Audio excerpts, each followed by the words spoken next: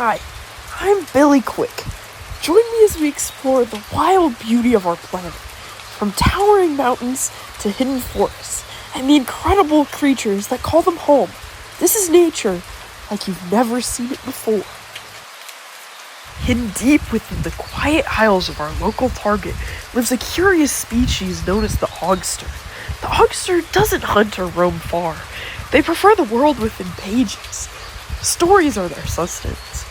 Legends say they can recite entire books from memory, and even write their own tales in the moss with their tails. They're quiet, gentle, and wise. Proof that in the wild, knowledge can be just as powerful as claws or fangs. But even the quiet life of the ogster isn't without bloodshed. When danger strikes, the ogster becomes something else entirely. No longer the gentle reader, but a tactician of war. It strikes fast, without warning. Claws sharpen my instinct, mind sharpen my wit. It remembers every battle it's ever read, and now it writes its own, with fury. It blinds with dust, bites with precision, and moves like a ghost between trees. The fight is swift, brutal, and rarely ends in mercy. Because even the peaceful know, survival demands violence. Next, let's take a look at their food. The ogster, despite its love of knowledge, is still a predator. But its prey are as unusual as the creature itself. Instead of fruits, vegetables, or children with Down syndrome, it feeds on Lepsi lilies. Not flowers, but soft-bodied, twitching forest dwellers, named for their strange and sudden fits. These pale, slug-like creatures roam the mossy forest floor under cover of dark, nearly invisible, until their seizures begin.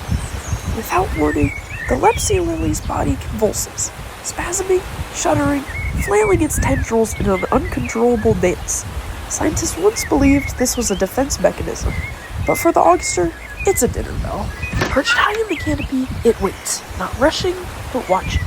The ogster reads the rhythm of the Lepsi lily's spasms, timing each twitch. Then, silently, it drops. The prey is frozen mid-seizure, helpless. One bite to the neck, and it's over. For the ogster, it's never about strength. It's about precision.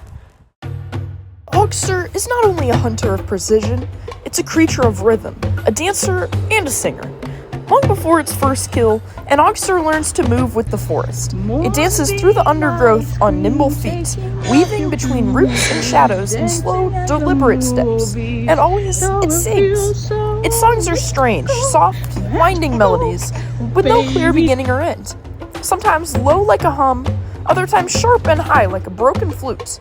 When the moon rises, the forest becomes its stage. The ogster twirls through the clearing, paws brushing against leaves, tail sweeping like a metronome. The dancing isn't for others. The singing isn't for show. It's instinct, ritual, emotion. Survival expressed as art. In the stillness of the forest, when all else is quiet, the ogster dances and sings, not because it must, but because it was born to. Though born of the wild, the ogster mates in only one place, the bathroom of a Barnes & Noble. No one knows why. Maybe it's the hum of fluorescent lights, the scent of paper, or the echo of silence between the walls. There, under flickering bulbs, two ogsters sing, a haunting, wordless duet. They circle, they harmonize, they connect. It's quiet, precise, ritual. And when it's done, they vanish, leave behind nothing but the faint memory of a song, still echoing in tile and air. In the forgotten corners of this world, where the trees grow thick and time moves differently, life unfolds in ways we're only beginning to understand. We followed the ogster, reader, hunter, singer, and witnessed its quiet rituals and violent truths. We've seen Lepsi lilies twitch and seize beneath the moss, and heard strange songs echo through bookstore tiles. Here, even the bizarre has purpose. Even the quiet has voice. Because in nature, nothing is random. Everything is rhythm, pattern, meaning.